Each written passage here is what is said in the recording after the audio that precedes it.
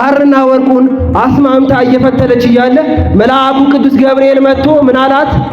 ለሶስተኛ ጊዜ ምን አላት? ትጸንሺ አላት። በዚህ ዮሴፍ እጮኛ ማርያምን ለመውሰድ አትፍራ ነው። ማንን ለመውሰድ?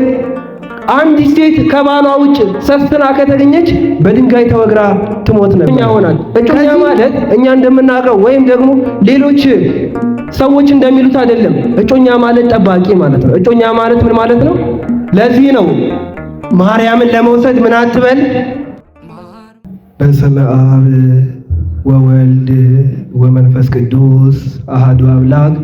ክቡር አባታችን ሊቀ ካህናት መምህር ዕዝራ ነዋይ የደብራችን ዋና አስተዳዳሪ፣ ክቡር መልአከ ገነት ቆሞስ አባ ዮሐንስ ባዩ የደብራችን የስብከተ ወንጌል ዋና ኃላፊ፣ እንዲሁም ሊቀ ትጉሃን መምህር ዘፈረ ብርሃን፣ ወንድሞቼ ዘማሪያን፣ አባቶቼ፣ እናቶቼ እንዲሁም ሕፃናት በልዑል እግዚአብሔር ስም እንደምን አደራችሁ? እንደምን እስከዚህ ሰዓት ቆያችሁ? አሜን። የአምላካችን የእግዚአብሔር ስሙ የተባረከና የተመሰገነ ይሁን። እስኪ በሰላም ያሳደረንን እግዚአብሔርን እናመስግነው።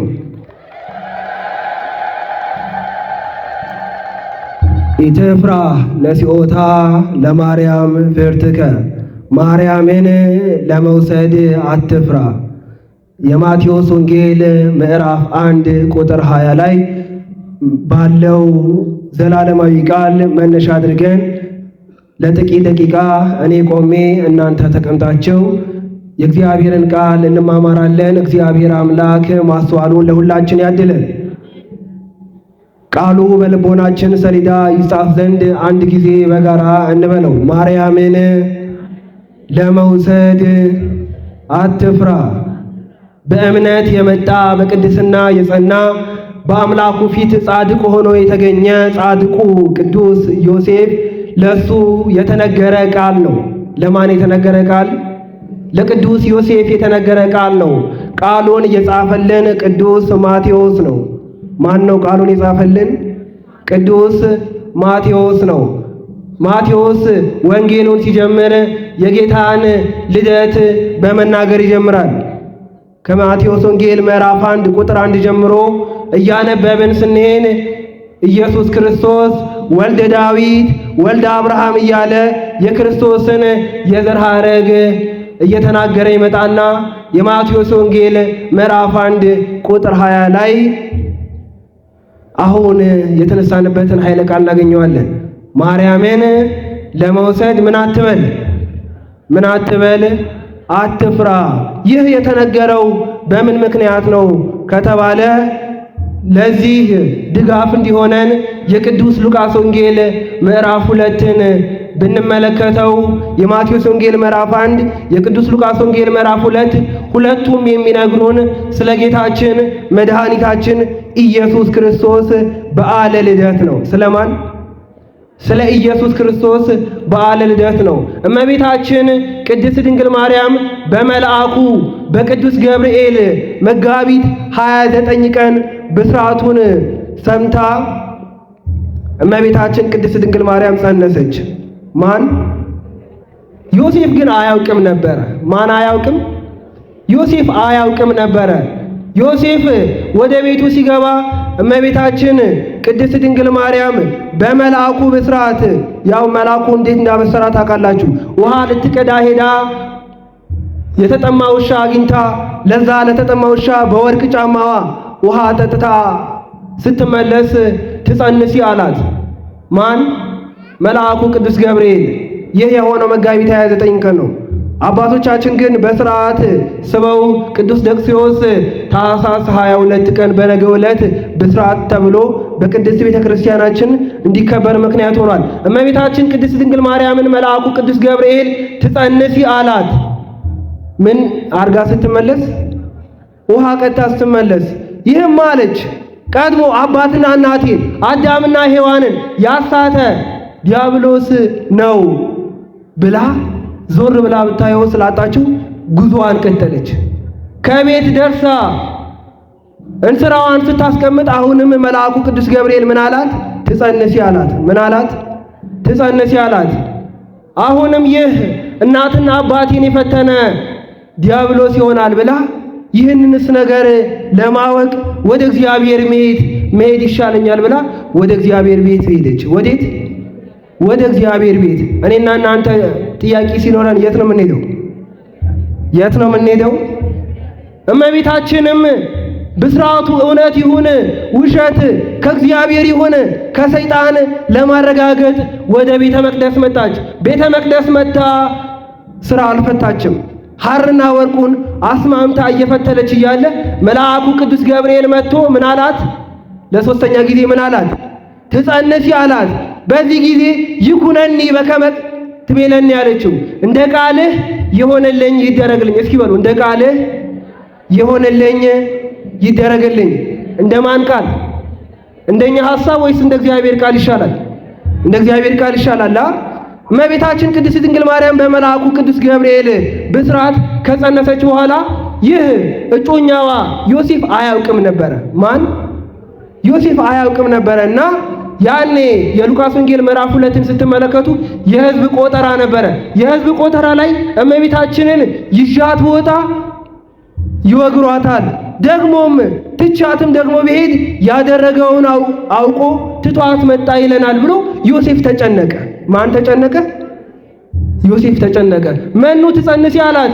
መኑ ቀረጻ አክናፈ ድንግልናኪ። እመቤቴ ሆይ አንቺን ማን እንደዚህ ያደረገሽ አላት። እመቤታችን ቅድስት ድንግል ማርያም እመንፈስ ቅዱስ አለችው። ምን አለችው? እመንፈስ ቅዱስ ከመንፈስ ቅዱስ ነው አለችው። እመቤታችን የጸነሰችው ከማን ነው? ከመንፈስ ቅዱስ ነው። ይህ እንዴት ይሆናል አላት። በሰው ሰውኛ ይሆናል? እመቤታችን ግን ተአምር አሳየችው። ከቤታቸው ወድቆ የነበረ አንድ ደረቅ ግንድ ነበረ። ያንን አብባ አፍርታ አሳየችው። በዚህ ጊዜ ነው ዮሴፍ እመቤታችን ይዟት ለመሄድ ጨነቀው። እግዚአብሔር አምላክ ጭንቀቱን አየና መልአኩ ቅዱስ ገብርኤልን ላከው። ወደኛም እግዚአብሔር መልአኩን ይላክልን። ልኮ ምን አለው? እነሆ ዮሴፍ እጮኛ ማርያምን ለመውሰድ አትፍራ አለው። ማንን ለመውሰድ? ምን ለማለት? አትፍራ አለው። ዮሴፍ ለእመቤታችን እጮኛ የሆነው በምን ምክንያት ነው ካልን፣ አንደኛ ከውግረተ አይሁድ ለመጠበቅ ነው። ከምን? አንዲት ሴት ከባሏ ውጭ ሰስትና ከተገኘች በድንጋይ ተወግራ ትሞት ነበረ። ከዚህ ለመጠበቅ ዮሴፍ ለእመቤታችን እጮኛ ሆናል። እጮኛ ማለት እኛ እንደምናውቀው ወይም ደግሞ ሌሎች ሰዎች እንደሚሉት አይደለም። እጮኛ ማለት ጠባቂ ማለት ነው። እጮኛ ማለት ምን ማለት ነው? እጮኛ ማለት ተላላኪ ማለት ነው። እጮኛ ማለት ምን ማለት ነው? ተላላኪ ማለት ነው። ሌላ አንድ ምሳሌ ልጨምርላችሁ። እጮኛ ማለት ረዳት ማለት ነው። እጮኛ ማለት ምን ማለት ነው? አንዳንድ ጊዜ በዚህ በሴኩላሩ ዓለም በትምህርቱ ዓለም እጩ ዶክተር ሲባል ሰምታችሁ ታውቃላችሁ አይደለ? ምን ሲባል? እጩ ዶክተር። ይህ ዶክተር ያገባ ነው ያላገባ? እጩ ዶክተር ማለት ረዳት ዶክተር፣ ረዳት ፕሮፌሰር እንደማለት ነው። ስለዚህ እጮኛ ማለት ተላላኪ፣ እጮኛ ማለት ጠባቂ፣ እጮኛ ማለት ረዳት ማለት ነው። ዮሴፍ ለእመቤታችን እጮኛ የሆነው ምን ሊሆናት ነው? ሊጠብቃት ነው። ከምን? ከውግረት። ከምን ሊጠብቃት? ለዚህ ነው ማርያምን ለመውሰድ ምን አትበል። ዮሴፍ በተጨነቀ ሰዓት እግዚአብሔር አምላክ መልአኩን ላከለት። እኛም ብዙ የተጨነቅንበት ነገር ይኖራል። ከዚህ ጭንቀት ማን ይገላግለን? ሌላው ዮሴፍ ለእመቤታችን እጮኛ የሆነበት ሌላው ምክንያት ምንድነው ከተባለ ሊያገለግላት። ምን ሊላት? ምን ሊላት? ሊላላካት፣ ሊያገለግላት። ትዝ አይላችሁም? በስደቷ ወቅት አብሯት እኮ ሄዷል ከሰሎሜ ጋር። ማን? ዮሴፍ። ስለዚህ ዮሴፍ ለእመቤታችን እጮኛ የሆነበት ምክንያት ምንድነው? ሌላው ሊላላካት፣ ሊያገለግላት። ስለዚህ ዮሴፍ ማርያምን ለመውሰድ አትፍራ ተብሏል። እኔና እናንተም ማርያምን ለመውሰድ መፍራት የለብንም። አለብን? ማርያም እናታችን ናት ለማለት መፍራት አለብን? የለብንም አይደለ? ማምላክ ናት። ማን? ድንግል ማርያም። ስሟ ለዘላለም የተባረከና የተመሰገነ ይሁን። ማርያምን ለምንድን ነው የምንወስደው የሚለውን እንመልከትና ወደ ክፍል 2 እንሄዳለን። እስኪ መልአኩ ቅዱስ ዮሴፍን ማርያምን ለመውሰድ አትፍራ ካለው እኔና እናንተ ማርያምን ለመውሰድ የማንፈራባቸው ብዙ ምክንያቶች ቢኖሩም በጥቂቱ 4 ነገሮችን እንመልከት። የመጀመሪያው ከአምላክ የተሰጠችን ድንቅ ስጦታችን ናት። ከማን የተሰጠችን? ከማን? ከአምላክ ከእግዚአብሔር የተሰጠችን ድንቅ ስጦታችን ናት። ማን? እመብርሃን። ማን? ድንግል ማርያም። ማን? ቅድስተ ቅዱሳን። ከማን የተሰጠችን? ይህንንም በዮሐንስ ወንጌል ምዕራፍ 19 ቁጥር 18 ላይ የምናገኘው ታሪክ አለ። እነሆ ኢየሱስ ክርስቶስ በዕለተ ዓርብ በቀራንዮ ላይ በመስቀል በተሰቀለ ጊዜ እናቱ ድንግል ማርያምን ለአገልጋዩ ለሐዋርያው ለቅዱስ ዮሐንስ እነኋት እናትህ አለው። እነኋት ምንህ? በዮሐንስ በኩል እኛ እናታችን ሆነች። እመቤታችንን ደግሞ ጌታ እንዲህ አላት፣ እነሆ ልጅሽ። ምን አላት? እነሆ ምንሽ? ልጅሽ። ስለዚህ እኛ ኦርቶዶክሳውያን እመቤታችንን እናታችን ናት ስንል መጽሐፍ ቅዱሳዊ ነው። የዮሐንስ ወንጌል ምዕራፍ 19። እስኪ አንድ ጥያቄ ልጠይቃችሁ። እናቱን የሚሰጥ ሰው አለ? ብዙ ጊዜ ስጦታ እንሰጣጣለን አይደለ? ሰው ሲወልድ ስጦታ እንሰጣለን፣ ሲያገባ ስጦታ እንሰጣለን። ግን እናቱን ስጦታ የሰጠ ሰው አለ? የሚሰጥ ሰው አለ? የለም። እናቱን ስጦታ የሰጠው ማን ነው? እግዚአብሔር ብቻ ነው አይደለ? መጽሐፍ ቅዱስ እንዲህ ይለናል፣ እግዚአብሔር አንድ ልጁን ላከ ዓለሙን እስኪወድ ድረስ። እግዚአብሔር ምን ያልሰጠን ነገር አለ? እናቱን ሰጠን፣ ልጁን ሰጠን። እግዚአብሔር ምን ከለከለ? ዛሬ እኮ እኔና እናንተ አጣን፣ እኔና እናንተ ጎደለብን የምንላቸው ነገሮች በእግዚአብሔር እይታ ትንሽ ነገር ናቸው። እንደው ጎደለብን ከምንለው የበዛልን አይበዛም? የተሰጠን አይበዛም? ሁለት እጅ ሁለት እግር አለን። ይህ የሌለው ሰው የለም? እስኪ ላለን ጤና ለሰጠን እግዚአብሔር አመስግኑት። እግዚአብሔር ያልሰጠን ነገር የለም። ማን? ስለዚህ ማርያምን ለመውሰድ ምን አትበል፣ አትፍራ። እመቤታችን ተሰጥታናለች። እኛ ለመቀበል ማፍራት የለብንም። እኛ ለመቀበል መፍራት የለብንም። ስሟን ለመጥራት መሳቀቅ መቻል የለብንም። ምክንያቱም መጽሐፍ ቅዱሳዊ ነው።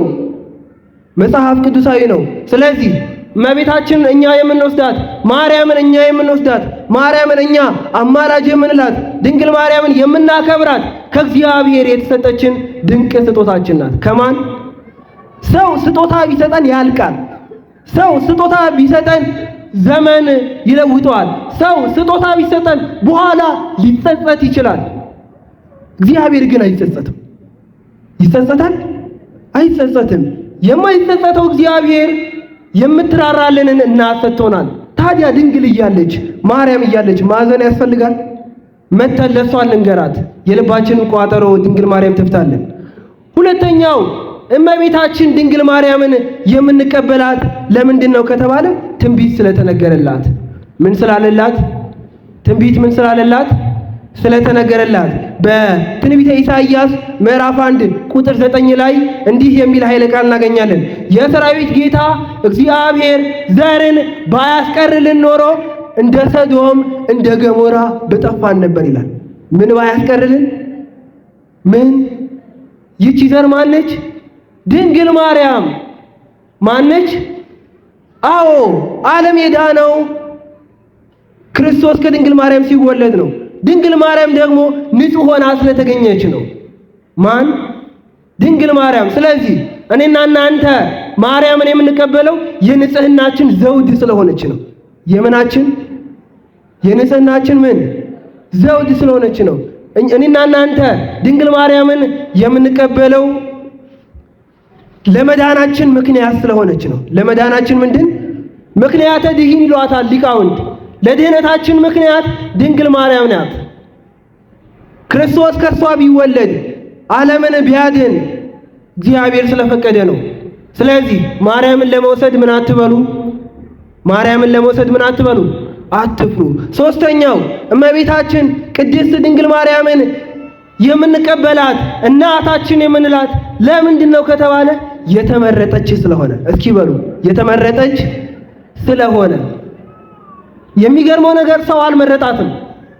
እስመ ሐረያ እግዚአብሔር ለጽዮን ከመ ትኩን ነው ይላል መዝሙር 131 ቁጥር 13። የመረጣት ማን ነው? እግዚአብሔር። እግዚአብሔር ጽዮንን መርጧታል ይላል። ማን? የመረጣት ማን ነው? የተመረጠች ማን ነች? ድንግል ማርያም። ስለዚህ እግዚአብሔር የመረጣትን እግዚአብሔር መርጦ ለኛ እናት የሰጠንን ድንግል ማርያምን በሕይወታችን ልንይዝ ያስፈልጋል። በሕይወታችን እንድንይዝ ማን ይርዳን? በሌላ በኩል ወሐረየነ ሎቱ ለርስቱ ወገኖቹ እንድንሆን መረጠን አለ። እኔና እናንተ ወገኖቹ እንድንሆን ተመርጠናል። ነገር ግን እኔና እናንተ እንድንመረጥ ምክንያት የሆነችን ድንግል ማርያም ናት። እንድንመረጥ፣ እንድንድን፣ ዘላለማዊ ሕይወት እንድናገኝ ክርስቶስ ከሷ እንዲወለድ ምክንያት የሆነችን ማናት? ማናት? ድንግል ማርያም ናት። ሶስተኛው ምንድነው አልኳችሁ? የተመረጠች ስለሆነች። አራተኛውና ለዛሬ መጨረሻ የምናደርገው የአምላክ እናት ስለሆነች። የማን እናት? የአምላክ ምን እናት ስለሆነች ድንግል ማርያምን እኛ እንቀበላታለን። የማን እናት ስለሆነች አልኳችሁ? የአምላክ እናት ስለሆነች።